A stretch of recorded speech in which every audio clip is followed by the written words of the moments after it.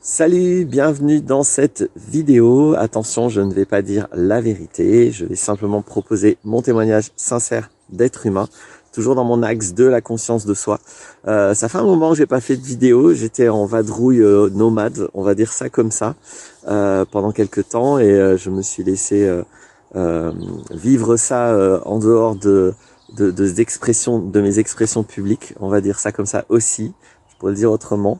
Et j'ai envie là ce matin de repartir sur une nouvelle série. J'ai beaucoup parlé dans mes vidéos de relations saines.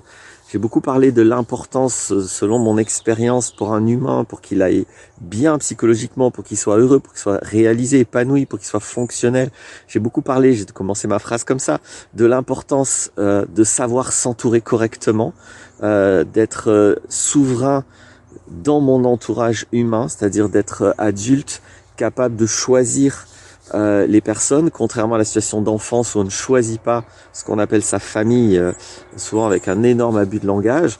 Et c'est ça l'énorme différence qu'il y a entre un enfant et un adulte. L'adulte, il est responsable quelque part, indirectement en tout cas, de ce que les autres lui font, puisque c'est lui qui choisit les gens qu'il côtoie. Attention, on n'est pas responsable de ce que les autres me font directement, c'est-à-dire que si on me fait un câlin ou si on me met une baffe, je suis pas responsable de ce que l'autre me fait. Mais je suis responsable d'entretenir ou pas une relation avec la personne. Voilà ce dont je suis responsable. Et c'est un choix, une responsabilité énorme sur les conséquences de ce que je vais vivre avec les personnes que je choisis de côtoyer, avec qui je choisis des interactions. Donc, dans le cadre de cette importance psychologique, j'ai déjà fait plusieurs vidéos, j'ai déjà énormément invité, j'ai un atelier aussi sur savoir s'entourer, sur constituer sa tribu, mais j'ai déjà fait plein de vidéos sur l'importance de ça. La série que je commence aujourd'hui va avoir pour but d'être beaucoup plus précis, beaucoup plus détaillé dans ce que j'appelle des relations saines et savoir s'entourer. Alors il y a beaucoup de façons, il y a beaucoup d'outils pour parler de ça, mais là je vais faire comme des petits cours assez brefs, en tout cas je vais essayer, sur des points hyper précis, parce que finalement la base de la relation, c'est la communication. Enfin, c'est un peu pareil pour moi, hein, relation communication. Une relation sans communication, c'est pas trop possible de mon point de vue. Et donc, quand on n'a pas eu la chance d'avoir un environnement aimant et respectueux dans l'enfance, on peut manquer de compétences sur ce qu'est une relation saine, c'est-à-dire une relation en fait aimante et respectueuse. On peut ne pas avoir vécu ça, on peut se contenter, je le vois beaucoup, de relations qui ne sont pas saines, mais se dire que bah c'est normal puisque mon père et ou ma mère et ou mes frères et mes sœurs se sont comportés comme ça. Bon bah pour ces personnes-là, c'est ok, elles ont même pas l'idée à la limite que ça pourrait être autrement, voire quand quelqu'un se comporte autrement, c'est-à-dire ce qui va aussi leur mettre devant leur responsabilité, bah ça va être effrayant, ça va être inconfortable, en tout cas ça va pas être familier. C'est-à-dire que pour quelqu'un qui a vécu dans des violences psychologiques ou physiques, bah, l'amour et le respect, c'est pas familier, c'est effrayant. Et donc on a beau essayer d'encourager à des relations saines, c'est un mot qui peut rester très très vague pour certains individus, et je vais essayer de rendre tout ça le plus concret, le plus spécifique, le plus précis, le plus détaillé possible sur ce que ça veut dire. Donc là c'est une vidéo, je vais en faire d'autres après, et très simplement aujourd'hui j'ai fait une grande introduction. Je pense que je la ferai pas comme ça tout le temps, donc je verrai, j'inviterai à revoir cette première vidéo à chaque fois. Et aujourd'hui, je vais vraiment me focaliser sur savoir dire oui ou non. Savoir dire oui ou non, c'est une base relationnelle. Énormément de gens ne savent pas faire ça. C'est-à-dire énormément de gens n'ont pas la compétence de dire oui ou non. Et dans les interactions avec les autres humains, c'est catastrophique en fait. Et on est toujours dans des jeux de pouvoir. Soit on va être plus ou moins manipulateur, plus ou moins consciemment, soit on va être plus ou moins manipulé, plus ou moins consciemment, parce que au lieu d'être capable de dire oui ou non et d'accepter que les autres puissent dire oui ou non, ben on va rentrer dans ce qu'on appelle les jeux de pouvoir, parce que l'alternativité ou le comment je peux dire, oui, l'alternativité saine, je vais garder ce mot, au jeu de pouvoir, ben c'est faire des demandes respectueuses. J'ai fait une vidéo sur les relations saines. Si vous tapez Laurent Martinez relations saines, j'ai beaucoup parlé de ça. J'ai fait des vidéos sur les jeux de pouvoir. Et donc ce qui est alternatif au jeu de pouvoir, bah, c'est de faire des demandes et d'accepter qu'une demande, ça puisse être refusée. Et ça implique de savoir dire oui ou non et de savoir recevoir que l'autre puisse dire oui ou non. Bien sûr, tout ce que je vais dire, ça vaut dans les deux sens d'un échange relationnel. Alors, ça veut dire quoi dire oui? Dire oui, c'est pas juste oui. C'est pas ça, hein, c'est pas juste le mot. C'est qu'est-ce que ça veut dire psychologiquement d'adhérer à une proposition, ou des fois d'ailleurs c'est pas formulé sous forme de proposition. Alors déjà à la base de savoir dire oui, c'est se sentir totalement légitime à prendre toute intervention d'un humain dans mon champ de responsabilité comme une proposition. Peu importe la façon de dire. Si quelqu'un me donne un ordre, il a le droit d'essayer de me donner un ordre, donc c'est un jeu de pouvoir, il a le droit de me dire fais ça, peu importe, je suis tout à fait capable de l'interpréter comme ok, cette personne me demande très maladroitement et avec une manière assez intrusive quelque chose, mais elle me demande quelque chose. Et c'est à moi de le voir comme une demande et de me sentir totalement légitime, de dire oui ou non, et puis avec des nuances éventuellement. Donc la première compétence quand je veux dire oui, c'est de toujours tout interpréter quand il s'agit de mon espace de responsabilité, c'est-à-dire les choses sur lesquelles j'ai du pouvoir, que je vais faire avec mon corps, qui implique ma vie, qui implique mes décisions, qui implique mes choix, et encore une fois, qui implique à la base mon corps. Quand c'est moi qui décide quelque chose qui va impliquer mon corps, je suis totalement souverain et j'ai le droit sacré de dire non ou oui. Et donc quand quelqu'un vient sur un sujet qui concerne mes responsabilités, quelle que soit sa façon de formuler, c'est à moi de le prendre comme une demande. Il me demande un truc, peu importe comment ça le regarde, à la limite c'est pas ma responsabilité. Ma responsabilité c'est que qu'il essaye de m'imposer quelque chose ou qu'il me fasse une demande respectueuse, je vais prendre ça comme une demande. Donc ça c'est le premier point, cette capacité à dire attention, là on est dans un sujet pour lequel je suis souverain, c'est moi qui décide, c'est moi qui prends la décision finale. Ça c'est le premier point. Parce que si je suis pas souverain, déjà je peux pas dire oui ou non. Parce que c'est le souverain qui dit oui ou non de manière tranchée, de manière claire, et qui a des conséquences réelles. C'est-à-dire qu'il ne s'agit pas que de dire oui, mais il va s'agir de vivre le oui ou de vivre le non, avec tout ce que ça implique comme conséquence. Et justement, le deuxième point, la deuxième compétence nécessaire avant de dire oui, et qui implique le oui, bah, c'est d'être clair avec dans quoi je m'embarque si je dis oui. Est-ce que, avant de dire oui, je suis capable et compétent pour poser des questions à l'autre, peut-être, parce qu'en général, les demandes entre humains, elles peuvent être sujettes à de nombreux quiproquos, à de nombreuses imprécisions, à de nombreux a priori, à de nombreux implicites. Donc, rendre la demande hyper explicite pour savoir à quoi je m'engage avec l'autre si je dis oui, est nécessaire. La plupart du temps, c'est assez rare qu'on me fasse. Quand je dis me, je me place je parle pas de moi individuellement là. Je me place dans la peau d'une personne qui va recevoir une demande. C'est assez rare du coup, je vais dire ça comme ça, qu'on fasse des demandes qui soient suffisamment précises, explicites, qui permettent de l'autre de vraiment savoir dans quoi il s'embarque. Souvent, j'insiste, il y a des implicites, il y a des a priori, volontaires ou involontaires. Hein. Il y a des gens qui sont, les manipulateurs vont être très forts à vous mentir sur ce dans quoi vous vous engagez, puis après, une fois que vous avez dit oui, vous êtes embarqué dans un truc, c'était pas du tout ce qui était prévu au départ. Donc, je parle même pas de cette extrémité, même sans volonté manipulatrice, on peut très bien, avec quelqu'un d'honnête et sincère, mais qui est juste pas précis, ou qui juste ne pense pas comme vous, ou qui n'avait pas les mêmes idées ou les mêmes intentions que vous, bah, on peut très bien dire oui, se retrouver dans des engagements, en tout cas du point de vue de l'autre, bah, qui sont pas du tout ce qu'on souhaitait ou ce qu'on avait imaginé. Donc, ça, c'est une compétence avant de dire oui, d'être bien clair avec attends, quelle est la demande exactement? Exactement, concrètement, quelle est la demande? Et on n'est jamais assez précis avec ça. C'est un peu chiant. Il y a des gens qui aiment pas quand vous commencez à poser des questions avant de dire oui. Je vous encourage à le faire quand même. Ça fait partie du fait de savoir dire oui. Donc, tout est une demande quand je suis dans mon espace de responsabilité, quelle que soit la façon de le formuler. 2, je vérifie que je sais dans quoi je m'embarque, avec des questions, avec des précisions. Je vérifie que avant de dire oui, mon oui est précis. C'est vraiment, voire chiffré, j'exagère un petit peu, après à vous de voir, hein, mais plus c'est précis et plus le oui sera, on va dire, responsable. Et 3, étant donné que je suis clair avec ce dans quoi je m'engage, j'assume les conséquences de mon oui.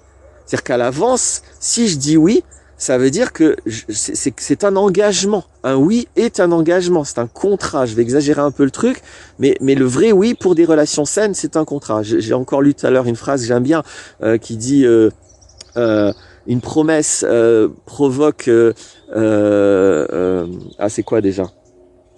Quelqu'un qui vous fait une promesse, ça provoque l'espoir. Mais réaliser la promesse, ça provoque la confiance.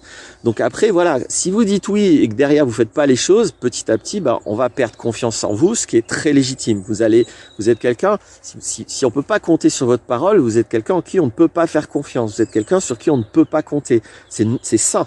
À un moment donné, d'identifier les personnes sur qui on ne peut pas compter, en qui on ne peut pas avoir confiance, qui n'ont pas de parole. C'est-à-dire, ils disent un truc, mais en fait, on peut pas compter dessus. Donc, ça peut être très désagréable d'imaginer que, oui, c'est bon, là, on est engagé dans un truc, que ce soit un petit projet, un gros projet, et finalement, non, ça se passe pas. Et c'est toujours une expérience désagréable. Après, à vous de voir jusqu'où vous tolérez des exceptions, personne n'est parfait. C'est vous qui mettez votre seuil de rigueur là-dedans. Moi, je vous donne juste des repères. Après, vous faites avec ces repères. Donc, quand je dis oui, je m'engage, à moi d'être clair avec ce à quoi je m'engage. C'est-à-dire, est-ce que je vois bien tout ce que vont être les conséquences, y compris d'ailleurs, il y en aura des imprévus, c'est toujours comme ça la vie. Est-ce que j'accepte les conséquences imprévues? Est-ce que je vais pas faire le gamin? Et une fois que j'ai dit oui, derrière, non, mais finalement j'ai pas envie, je suis fatigué ce matin, non, mais je croyais pas que c'était comme ça. Bon voilà, je suis lassé.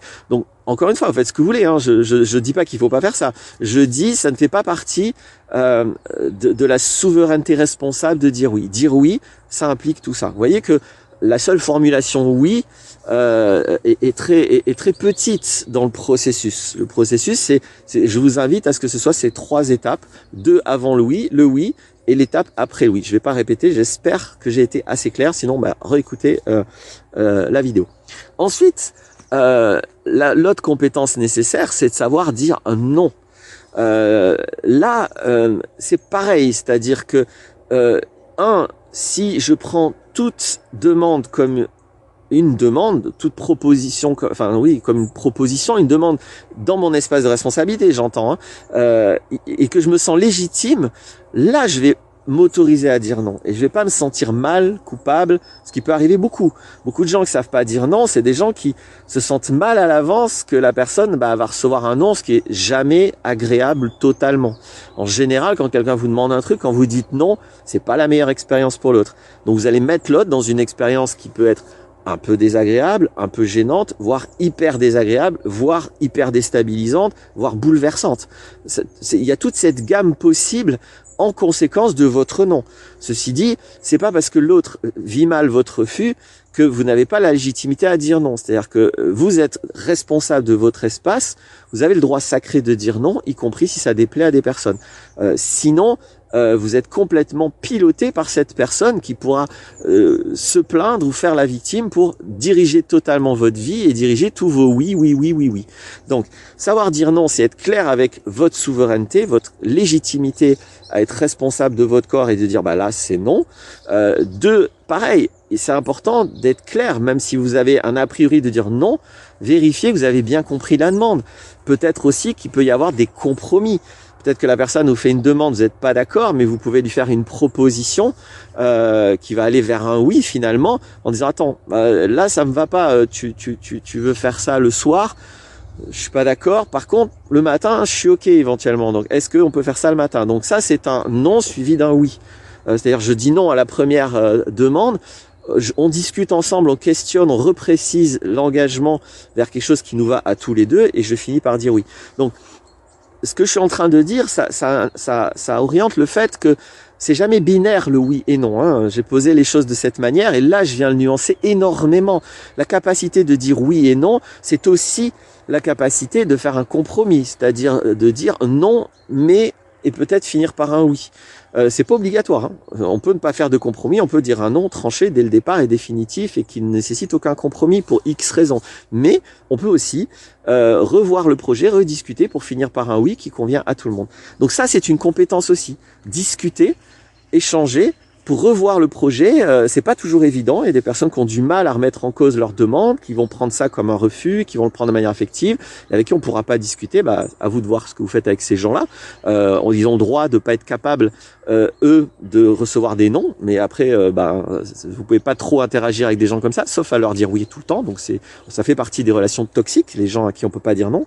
À vous de voir, mais ça vous permet aussi justement de filtrer les personnes qui ont au moins la maturité de pouvoir discuter avec vous pour décider ensemble de ce qu'on fait. Que c'est pas eux qui imposent les choses, ni vous qui imposez les choses. C'est-à-dire qu'on peut discuter et prendre en compte les besoins, les intérêts, les intentions des deux personnes pour arriver à un projet commun. Il y a même des outils, notamment je pense à la méthode du consensus, peut-être j'en parlerai à un moment donné, mais je vais pas le faire aujourd'hui, pour aboutir cette conversation de « Attends, tu as une demande, elle me va pas, mais est-ce qu'on va pouvoir faire une alternative qui va nous convenir à tous les deux ?» Et bien sûr, donc, ça implique, encore une fois, un peu comme le oui, quand vous dites non, oui ou non, d'assumer les conséquences de votre non. Imaginons qu'on arrive finalement à un non franc, soit parce que le compromis n'a pas abouti, soit parce que dès le départ, vous n'avez pas envie de faire un compromis. Assumer les conséquences en général relationnelles de ça. En général, c'est ça. Il peut y avoir d'autres conséquences, j'imagine, dans certaines situations. Si vous dites non, si vous dites non, il va y avoir des conséquences. Donc là aussi, soyez clair avec votre non, soyez clair avec les conséquences, parce que quand vous avez dit non, c'est non. Donc assumez les conséquences. Et surtout, le plus difficile, c'est d'assumer les conséquences si jamais ça, comment je peux dire, si ça parasite, si ça embrouille, si ça ternit, si ça abîme la relation. Des fois, encore une fois, avec des gens, dire non, ça a beaucoup de conséquences relationnelles. Bah, ça fait partie de la capacité à dire non. Quand je dis non, c'est non. Et les conséquences relationnelles, si j'ai affaire à quelqu'un d'adulte, elles seront légères et sans dommages lourds ou durables. C'est uniquement si j'ai affaire à quelqu'un d'irrespectueux ou d'immature que mon non va poser problème. Donc là encore, voyez que le fait de dire non, ça peut être un passage de oh là là, je vais faire du mal aux gens, je vais rendre les gens tristes, etc., etc., à génial, je vais sélectionner des personnes avec qui il est sain d'échanger. Je vais sélectionner des relations saines. Donc ce passage de j'ai peur de la réaction des autres à non seulement je n'ai plus peur de la relation des autres, mais je souhaite non seulement je n'ai plus peur de la réaction des autres, mais je souhaite la réaction des autres parce que ça m'informe de qui ils sont et ça va m'aider à avoir une relation saine avec. Ce passage-là, il est fabuleux à faire. La vie bascule. Quand au lieu d'avoir peur de dire oui ou non, j'ai conscience qu'à chaque fois que je suis clair avec mon oui et mon non, en fait, j'améliore la relation, je la rends plus saine, plus adulte, plus constructive, plus consciencieuse, bah, qui ne voudrait pas faire ça? Et puis, contestez ce que je suis en train de dire. Hein. Contestez si vous trouvez que c'est un peu trop facile, un peu trop bisounours, trop positif. Contestez, mais moi j'assume ce point de vue-là. Je pense qu'il n'y a aucun inconvénient à dire oui ou non. Et ce qu'on peut avoir tendance à vivre comme des inconvénients, en fait, sont des refus que les relations se passent comme elles se passent. Et donc, c'est une volonté de contrôler les autres, que l'autre ne souffre pas, ou qu'il aille dans mon sens, etc., etc. Voilà ce que j'avais à dire. J'espère que c'est clair. Attention, le réel est plus fort que toi. J'essaie de déterminer là un réel relationnel et j'espère que ça apportera. À bientôt donc pour d'autres vidéos dans cette série.